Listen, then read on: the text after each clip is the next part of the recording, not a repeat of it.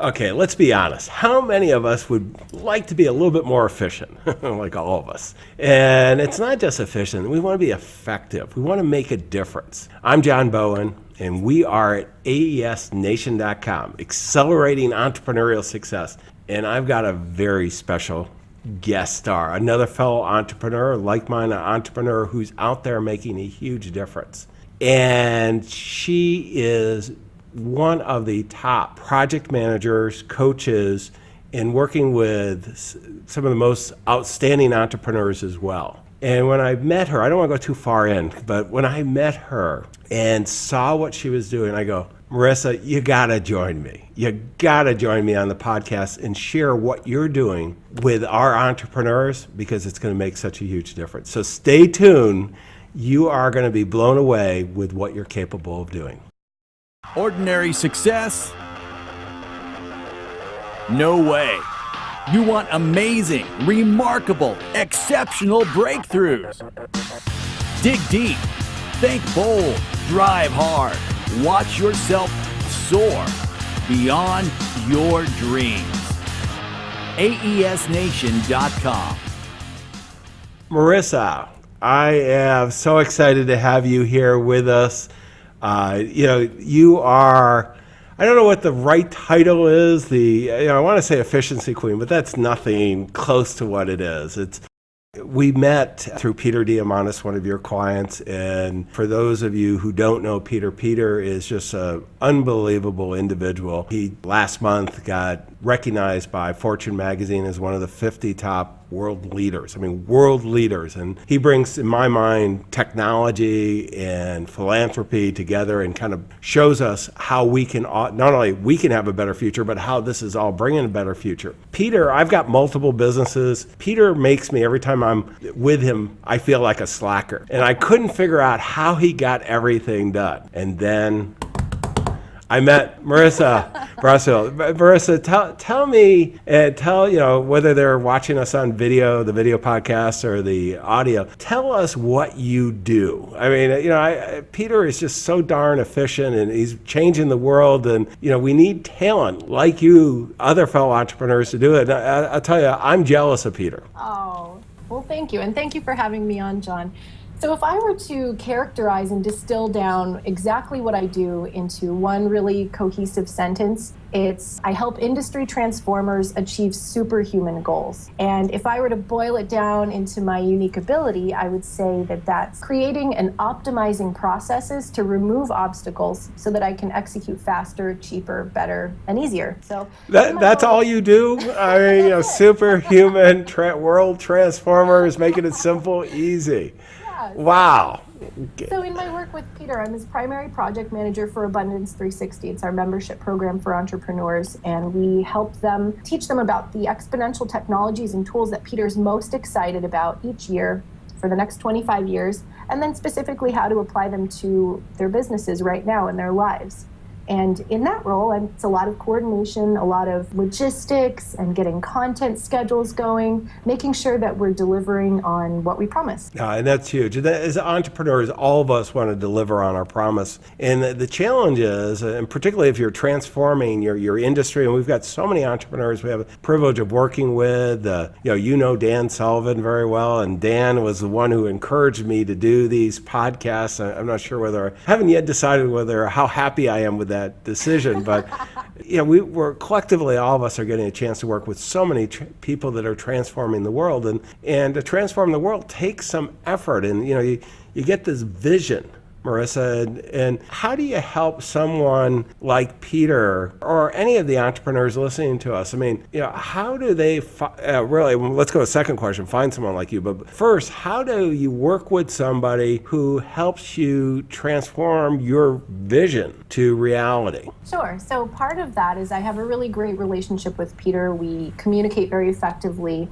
And the funny thing is, some entrepreneurs, many entrepreneurs, and especially visionaries, they have this uncanny ability to visualize opportunities and paint the dream, paint what it should look like. And for me, I look at that same picture and I'm thinking in terms of action steps, to-dos, milestones, what specifically has to happen to make that true. And instead of looking up, I guess I'm looking down at what has to happen to make it real. So in a typical communication, Peter will describe the vision, and I'll ask any kind of follow-up questions I need to understand the significance, the importance, and actually Dan Sullivan's impact filter at Strategic Coach. That's a phenomenal tool for when Peter gets inspiration and he puts things down and sends it over to me.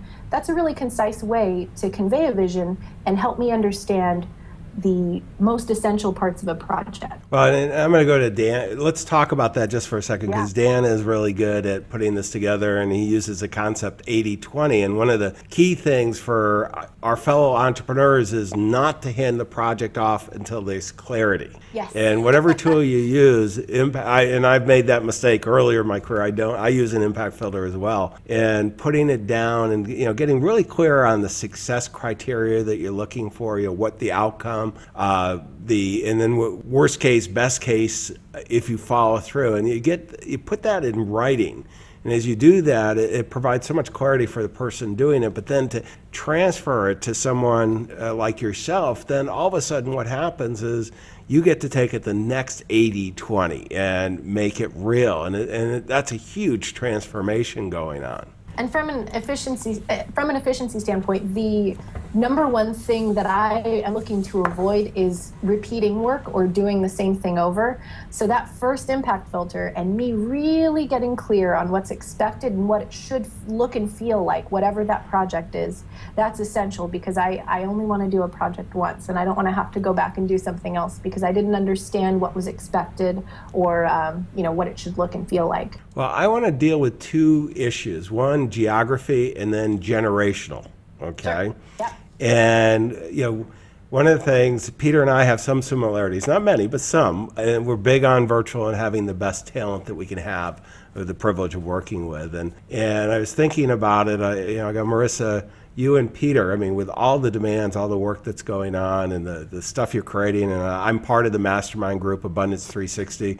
If you care about the future, you should be in there. And definitely, we'll put a link on the resources on AES Nation so you can go there and check it out. You should be there. But in any event, some amazing things going on. And one of the things I thought for much of my career as an entrepreneur, I needed, if I had someone like you, I want you on my right-hand office, the next office over or out in front. If we're in a bullpen, the cubicle city, I want you right by me. And while you and Peter are in the same time zone on occasion, because the office is in Santa Monica, Peter's is, you're down in San Diego. For those of us who know California, that could be New York and San Francisco. It doesn't make any difference. How do you make that work? Because that's a big deal. And a lot of the entrepreneurs, aren't comfortable with that. They haven't tried that before. Somebody as mission critical as yourself. Sure. So a big thing is trust. And for every entrepreneur, it's going to be different. And the way I would think through it is decide what would have to happen to make you trust that someone is being diligent and doing what they're supposed to be doing when they're supposed to be doing it. And one of the ways that I do that with Peter is responsiveness. So I may not be physically near Peter, but I know, and he knows, that if he emails me about something or texts me about something, he's going to get a response almost immediately.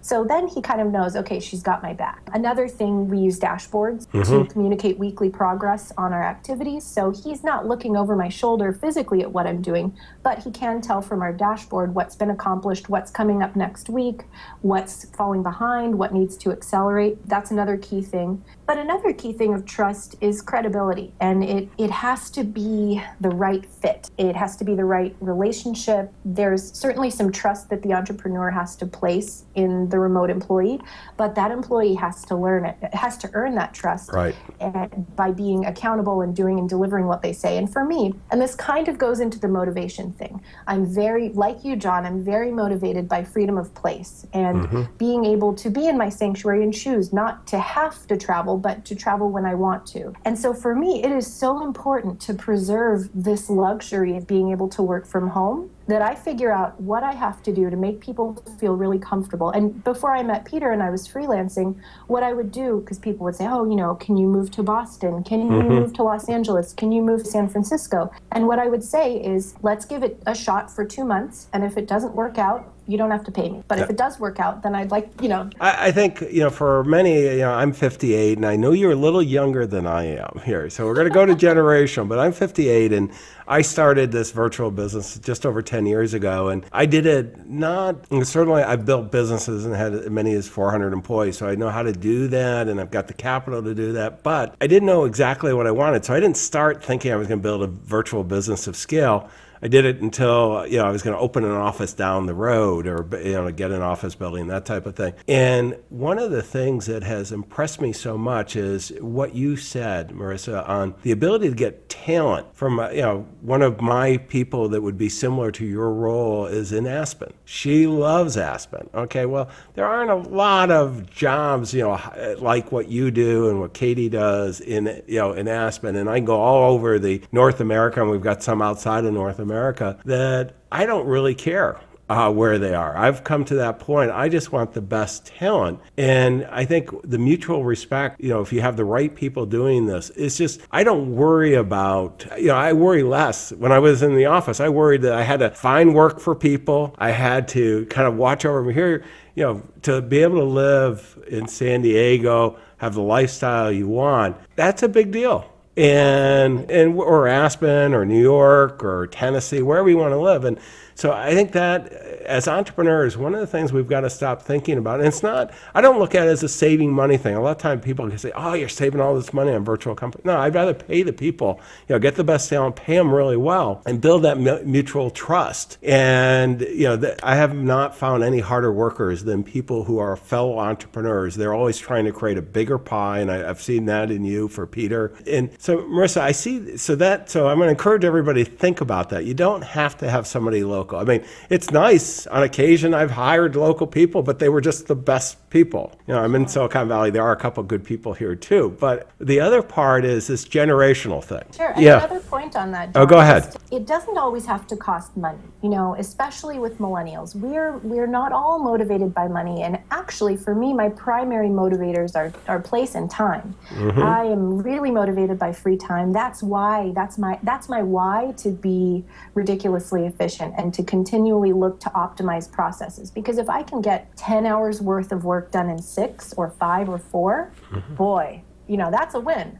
That's a win. And that's more time that I can spend sleeping or being outside in San Diego, having fun with my family. So other ways that you can pay people that mean a lot to you and that are crucial to your business and your effectiveness. Think about mentorship. And it may not even be with you. It may be, that's one of the reasons that you and I know each other, John, is because mm-hmm. Peter is so amazing at recognizing useful and beneficial mentors for people that he cares about. And it's one of the reasons that I know Dan Sullivan as well. And just supporting someone in that way, it's like, wow, these are people that I would have never met otherwise. Why am I going to give this up? Well, it's such a big win on both sides, too. It's, for if you haven't done that, I mean, before we started the interview, I was telling Marissa, I used to hire a lot of interns, and I haven't done it.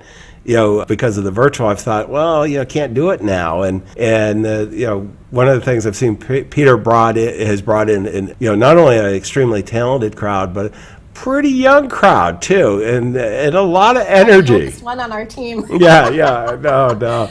At Abundance 360 this year, we had 3 people who've since joined full time, but they were all still in college. Yeah. So go figure. It's team of 4 or 5. Well, and it's and the youthful energy with a seasoned team. I mean, it's amazing. You can change the world, and that's what's going on. Let me go. I'm going to do a segment. Hang on just for a second.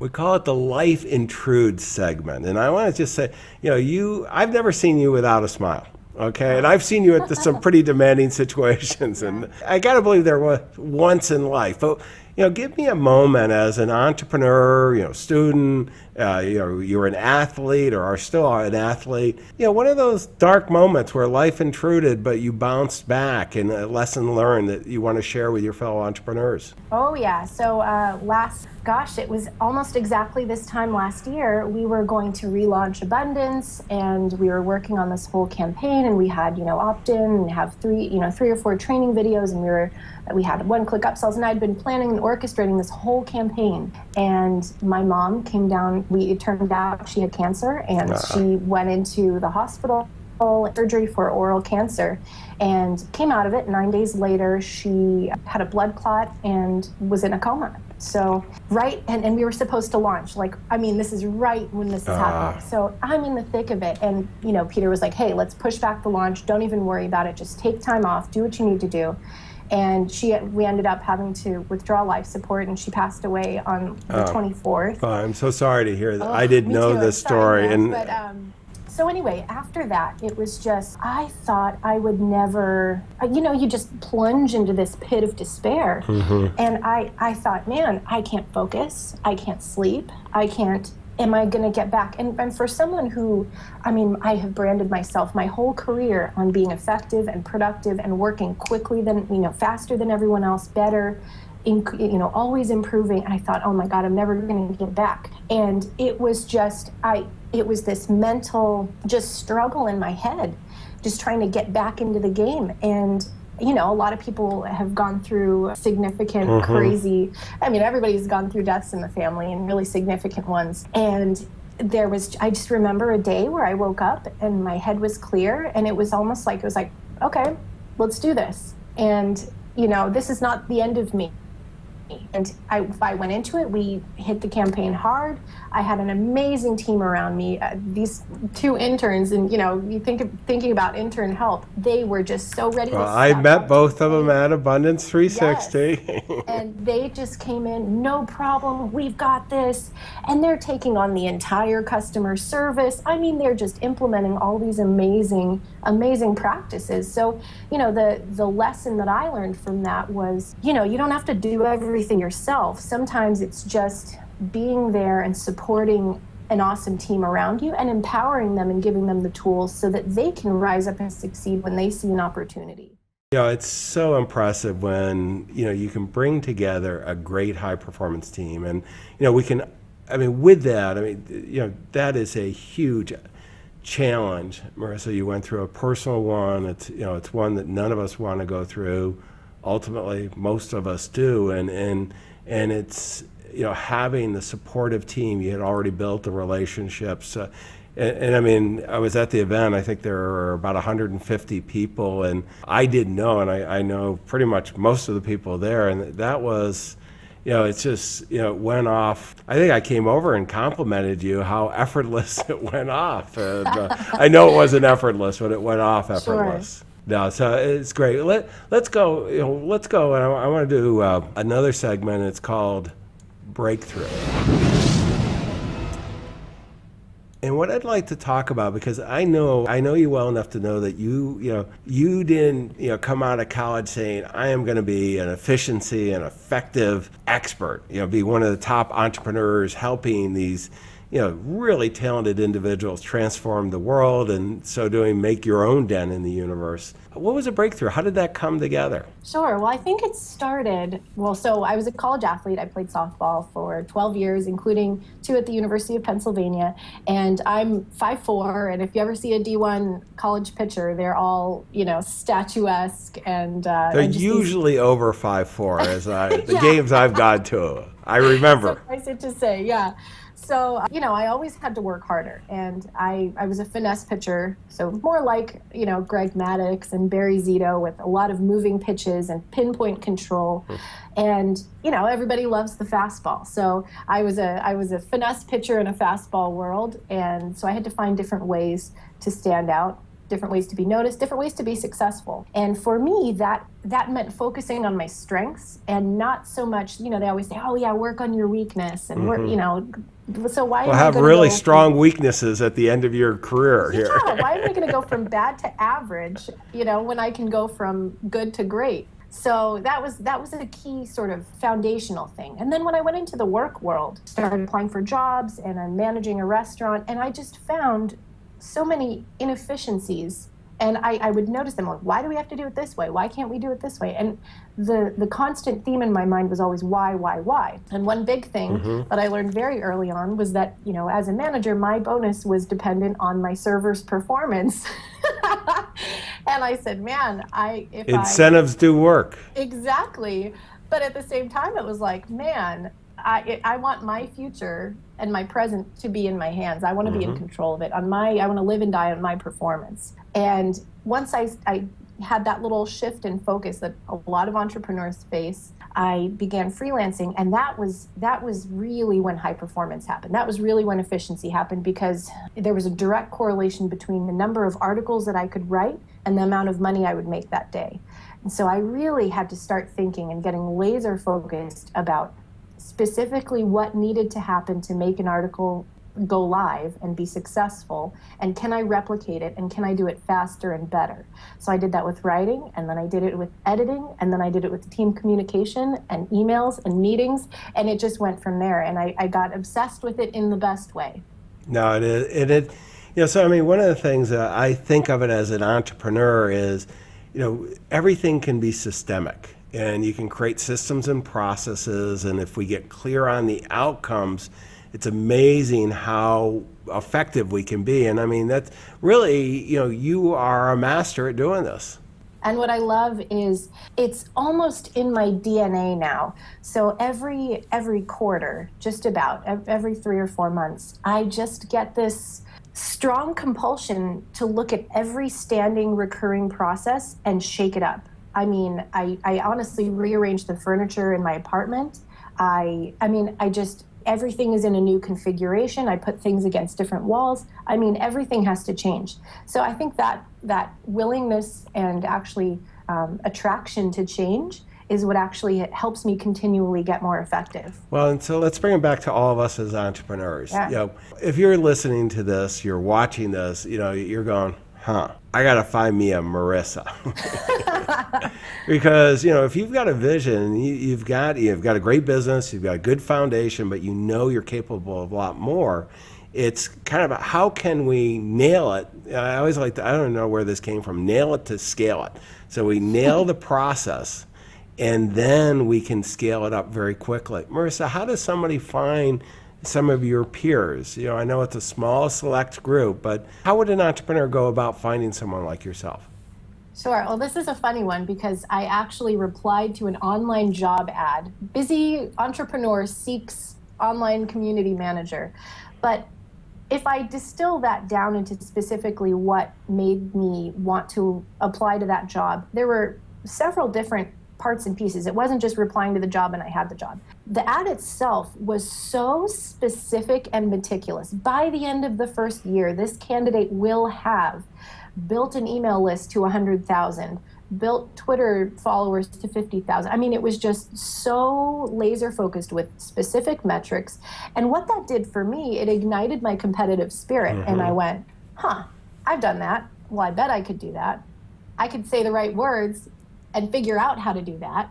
And as I went on line by line by line, it went from, this sounds like me, to at the end, I was like, oh man, this is me. There's no way this isn't me. And I was actually on vacation when I got that job ad, and I had my buddy, I wasn't even looking for a job, so I didn't have my updated resume on my computer, so I had a buddy drive to my apartment, go into my hard drive, go through all the folder architecture and find the job ad and send it over. But then it wasn't just that. There were 3 distinct phases. There was the phone interview, and then I had to prepare a prospective content strategy, assessing Peter's current social media profiles and web profiles and what I would do to enhance them and grow them.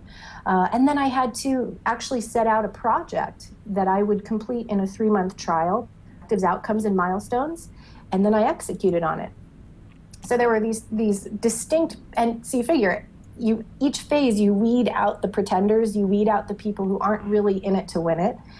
And then this is funny too. So I'm midway through my 3-month trial, and the woman who hired me goes on vacation, and now I'm working directly for Peter. And it was amazing because we just got so much done in those 2 weeks that when the woman came back from vacation, she ended up leaving the company. I don't know, she had some other things going on, but it was funny because we got so much more done when there wasn't a barrier. So, recognize that you may already have someone on your team who has the capability to be your rock star project manager. There may just be a layer in between that just needs to get removed.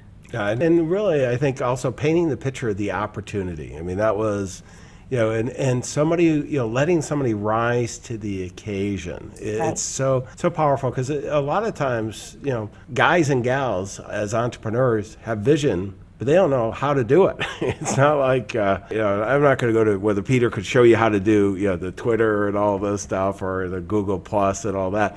But I know with my team, I can't, okay? And I don't really want to. But I know what I want to accomplish, and it's just like magic, and finding the right people that can make it like magic. Just, it's winning for all sides. And it is a complementary situation. It's not, you don't necessarily want to find your clone. So for example, a nightmare for me is a brainstorming meeting, because I envision every idea as an action step and a milestone, and I'm overwhelmed by the time this meeting is done. Similarly, Peter can go in a room and just shoot ideas around. No, I have a great time doing that. It. Yeah. No, I know. I don't invite my project managers to those meetings. You got to get a little closer together here. Yeah. Just tell me what you want. Yeah. Well, let's go. You use a lot of technology to be efficient. Let's go to this next segment. The app of the day. Yes. What would be your recommendation? My number one recommendation is Waze, W-A-Z-E. I'm not sure if you can see it. Well, I'm going to pull it up on screen, their website. It's phenomenal. What it is, it's a social GPS. So every Waze user, if you think about your phones, every phone has an accelerometer, it's got GPS, and it knows generally where you are. So if you put together 100,000 users, you now have 100,000 locations. And what Waze lets you do is, if you're the passenger, you can report slowed down traffic, you can report obstacles in the road. I always like the police officer on the side, yes, hidden. Exactly. Well, are they visible? Are they hidden? And what it ends up doing is you get this real-time update of what's actually happening on your route. And the other nice thing is there are map editors. I mean, they gamify the thing so that, the more you use it, the more points you get, and then you want to keep going. I got a lot of points. I'm not sure what I get because of it, but I know what I do get. And this is an app that I would recommend strongly too. I've got a bunch of new cars, and the BMW and the Bentley technology, just turn it off. I use my smartphone on this, because it does such a good job of, talk about brilliance. It's an Israeli company that just created tremendous value by just linking phones together. So they have sensors everywhere. Nobody had to put, sensors out into the highway. They were there, and it was a brilliant. So now it can route you around in unbelievably efficient. Absolutely. And the case study with this, I was scouting the location for our 2015 Abundance 360 Summit, and I was driving there from X Prize in Culver City, and it would have taken forever to go the way I thought that I was supposed to go. Being a Los Angeles native, I thought I was going to take, one or two ways and be there, and that was going to take a half an hour. But no, Waze showed me a way down all these little side streets, and it took 17 minutes at 4 p.m. on a Thursday in LA. Yeah, nothing in LA takes 17 minutes now. Come on here, Marissa. I'm telling you, there was no one on the roads. I couldn't believe it. It is. One time I did not follow its instruction, and after that I have never not done it, because it is good. So, great app. How about the next segment? The book of the day. Sure. So this one won't come out until February, but I cannot, there's no other book that I'm more excited for. It's Peter's next book. It's the follow-on to Abundance. Stephen Kotler has returned as Peter's co-author, and it's called Bold.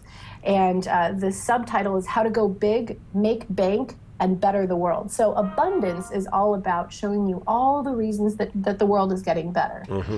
And Bold is specifically how entrepreneurs can leverage them. Yeah. Using the crowd, using all these crowdfunding and exponential tools. And I've had the privilege to read through some of the early drafts and the final manuscript, and it is awesome. No, I can't wait to read it. And I would encourage everybody. And what's the release date for that? February 2nd or 3rd, I think. Okay, yeah, definitely. There'll be a lot of publicity getting it out and so on. But Peter's Abundance book has changed the world, and this is how to execute on that. And as entrepreneurs, we all want it. Okay, let's go to the most important segment.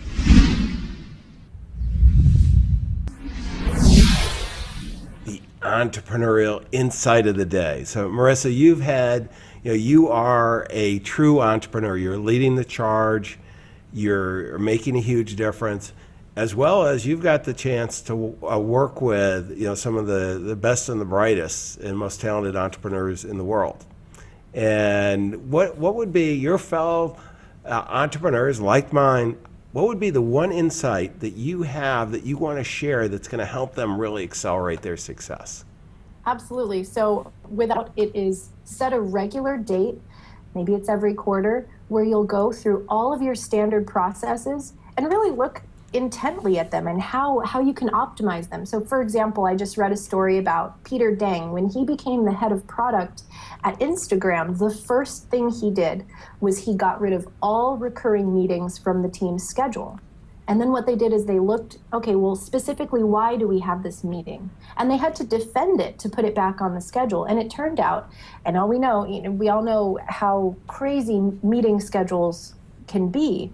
And they distilled 5 days worth of meetings into a 30-minute quick full team tag up, and then, individual meetings and calls, as opposed to these all hands meetings. So that's my number one thing. Make nothing sacred. No, and I love that. And there's so much we can learn from that. And I'm going to share with you kind of 3 key takeaways that I've come out with. And it comes to the power. Very first is the power of focus, but I'm going to take it from a project manager side of focus, clarity of focus, so that where you might not be the one, if you're the entrepreneur that's leading the charge, because remember, the rest of the team, most of them are entrepreneurs. That's what you want to surround yourself with. Is you might be providing the focus. We're gonna go that way. But you've got a responsibility, a clarity of focus, and that's where really the project managers, the team leaders like yourself, Marissa, can just do that. And I heard that loud and clear. So clarity of focus being very important. Second, high performance teams. I mean, this is, you've got to have really strong teams. If we're going to make a difference in the world, I always love that Steve Jobs quote, all I want to do is just make a little dent in the universe. And we need people that are going to help us do that. They're high performance. Life intrudes, the awful death of your mom. We all have challenges along the way. And we know sometimes they're economic, sometimes they're family, sometimes they're from left field, but we need each other to make this a difference. And it's so important to have that team. And lastly, I think for fellow entrepreneurs who have the privilege of working with people like yourself, is I'm going to call it stay on your side of the line. Yeah. And that one of the things is you visualize this and you get it, and we use the term from strategic coach Dan Sullivan, impact filters, 80-20, and we're passing it. So I'm passing it to you, Marissa, that one of the biggest mistakes, and I see this, I've seen it in your organization, this doesn't appear to be happening. I know in mine it was happening in the beginning, that I would be tempted to come over to the line. And there's something magical happened when I stopped doing that, because what happened was not only was the team more effective, I was more relaxed. Absolutely. More got done. Go ahead. And too, by communicating what's really important to you. So, the idea is to communicate the vision, but not necessarily how the work gets done, but communicate the things that are important to you about how things should look, feel, and end up being like. Having that resolution on, it's really important to me that this design is clean and clear of clutter. That's a really important thing for someone like me to know if, we're designing a book cover or something. Another thought is, entrepreneurs, do not waste your time on low performers. You are going to it's kind of like, why work on your weaknesses? If someone's not working out in your organization and they just don't have it, say goodbye, because they're not going to you're not going to have the right words or the right training to overnight make them into the best employee you've ever had and a high performer. There's always the success stories, but honestly, the time and effort it would take to turn, raw carbon into diamond, it's... Well, and I call it releasing for new opportunities. And I mean that, well, I mean it in a positive way too, because what my experience has been, almost everybody I've let go got a better job. and I got a better person the next time around. And the reason it just wasn't the right situation for them. It wasn't that they weren't talented. It just wasn't, their talent didn't blossom there. Okay, very last segment. Resources. I've got your website up. What's on your website that fellow entrepreneurs care about? A ton of productivity tips, strategies, solutions for your teams, solutions for you as an entrepreneur for personal productivity, team communication. I'm always putting new stuff up, new resources, new checklists. Well, and for those who are listening to us who haven't yet gone to the aesnation.com to get the link, what is the address for your website? Ridiculouslyefficient.com. It would be nothing less than that. No. So, I mean, definitely you can go to aesnation.com, accelerating entrepreneurial success, and we've got more efficient because so many people couldn't spell entrepreneur. So we go AES Nation, and we're building a community of like-minded entrepreneurs, virtual mastermind group here. We're sharing ideas. And Marissa, I got to tell you, I am so excited that you were able to join us today and share your insights on how you're helping change the world. Thank you so much, John. It has truly been a blast. I love this. Well, let's go out and make a difference. I mean, your clients, your customers, your future clients and customers, they're all counting on you. Become extremely, ridiculously efficient and effective in everything you do. Wish you the best of success. Thank you.